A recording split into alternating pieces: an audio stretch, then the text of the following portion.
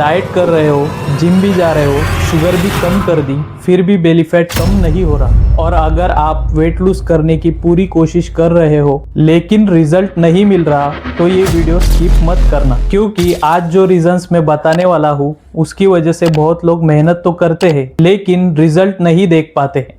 और सबसे शॉकिंग बात, ये प्रॉब्लम सिर्फ डायबिटिक लोगों की नहीं है। Students, office workers, PCOS patients, हाउसवाइफ्स और कभी कभी स्लिम लोग भी इसका शिकार हो सकते हैं। वीडियो को एंड तक देखिए, क्योंकि हो सकता है आपकी बॉडी पहले से ही सिग्नल दे रही हो और आप उन्हें नॉर्मल समझकर इग्नोर कर रहे हो। इमेजिन करो, दो लोग हैं, दोनों जिम जाते हैं, दोनों कैलोरीज काउंट करते हैं, दोनों वेट लूज के लिए सीरियस भी है और 3 महीने बाद एक का वेट लूज होता है और दूसरे का बेली फैट वही का वही रहता है। वो फ्रस्ट्रेट होकर सोचता है, मैं इतनी मेहनत कर रहा हूँ फिर भी रिजल्ट क्यों नहीं आ रहा? क्या उसने कुछ गलत किया?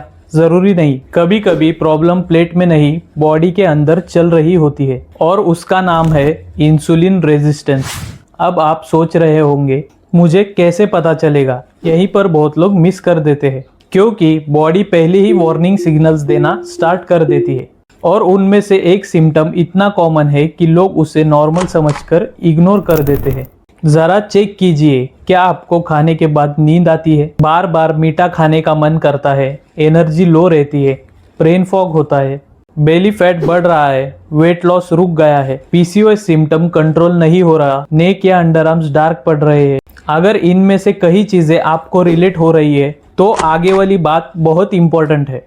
सिंपल लैंग्वेज में समझते हैं, जब हम खाना खाते हैं बॉडी इंसुलिन रिलीज करती है और इंसुलिन का काम होता है ब्लड में मौजूद शुगर को सेल्स तक एनर्जी के लिए पहुंचाना। लेकिन अगर बॉडी को बार बार मिलता रहे junk food, sugary drink, poor sleep, chronic stress और लेट नाइट ईटिंग और सिटिंग लाइफस्टाइल, तो धीरे धीरे सेल्स इंसुलिन के सिग्नल को इग्नोर करना स्टार्ट कर देती है। इससे होता क्या है, बॉडी को सेम काम करने के लिए और ज्यादा इंसुलिन बनाना पड़ता है। इसी कंडीशन को कहते हैं इंसुलिन रेजिस्टेंस। और डेंजरस पार्ट, प्रॉब्लम यही से साइलेंटली स्टार्ट होती है। शुरू में पता ही नहीं चलता, कोई अलार्म नहीं बजता, इसलिए बहुत लोगों को सालों तक पता ही नहीं चलता। लेकिन धीरे धीरे मेटाबॉलिक हेल्थ इंपैक्ट होने लगती है। वेट लूज डिफिकल्ट हो सकता है, शुगर क्रेविंग्स बढ़ सकती है, फटीग रहती है, बेली फैट इंक्रीज हो सकता है, फैटी लिवर का रिस्क बढ़ सकता है, पीसीओएस सिम्टम वर्सन हो सकता है और फ्यूचर में टाइप 2 डायबिटीज का रिस्क भी इंक्रीज हो सकता है। इसीलिए बहुत लोग खुद को ब्लेम करते रहते हैं, मुझ में डिसिप्लिन ही नहीं है, मैं इनफ एफर्ट नहीं कर रहा। लेकिन हर बार प्रॉब्लम सिर्फ विल पावर की नहीं होती,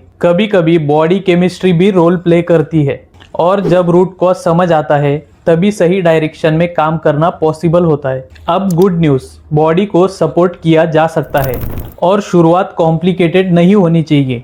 आज से ये सिंपल हैबिट्स ट्राई कीजिए। हर मील के बाद at least 10 minutes walk, sugary drinks reduce कीजिए, हर मील में प्रोटीन इंप्रूव कीजिए, स्लीप टाइमिंग फिक्स करिए, वीक में स्ट्रेंथ ट्रेनिंग ऐड कीजिए, लेट नाइट स्नैकिंग बंद करिए, हर 45 टू 60 मिनट में उठकर मूव कीजिए। ये हैबिट छोटी लग सकती है लेकिन मेटाबॉलिक हेल्थ पर इनका इम्पैक्ट बहुत बड़ा होता है। एक बात याद रखिए, हर बेली फैट सिर्फ लेजीनेस की वजह से नहीं होता, हर वेट गेन सिर्फ ओवर ईटिंग की वजह से नहीं होता। कभी कभी बॉडी हेल्प मांग रही होती है और जितना जल्दी आप सिग्नल्स को समझ लेते हैं उतना ही बेटर फ्यूचर हेल्थ के लिए हो सकता है। अब एक काम कीजिए, कमेंट में सिर्फ एक वर्ड लिखिए, रिलेट। अगर आपको इस वीडियो में बताए गए सिम्टम्स में से कुछ भी अपने बॉडी के अंदर नजर आया, और एक बार अपने फैमिली या फ्रेंड्स के बारे में सोचिए, क्या किसी को बेली फैट है, शुगर क्रेविंग्स है, खाने के बाद नींद आती है, वेट लॉस रुक गया है? अगर हाँ, तो उन तक ये वीडियो जरूर शेयर कीजिए।